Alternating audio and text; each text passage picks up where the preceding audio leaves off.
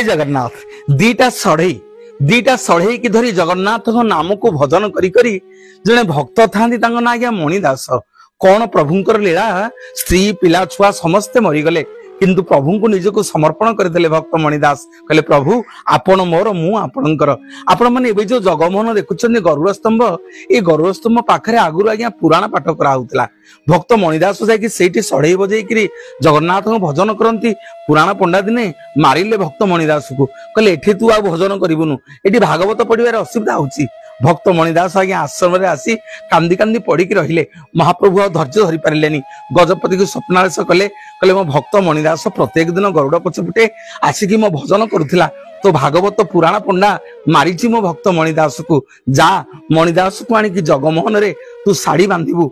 आज जगमोहन रे पुराण पाठ हबनी। सतको सत सेया हला। भक्त मणिदास आसिकी गरुड़ पछपटे साड़ी बन्ना हला।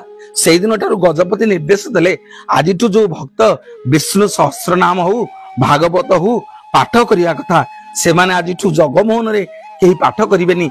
एथर लक्ष्मी मंडप अचिंता मंडप रे बसी पाठ करिवे। आपण माने गले एबे भी देखिबे साधु संत भक्त माने विष्णु सहस्र नाम हो भागवत हो अचिंता मंडप लक्ष्मी मंडप मंदिर रे जाई पाठ करंती। सेठी लक्ष्मी शांताणी भागवत विष्णु पुराण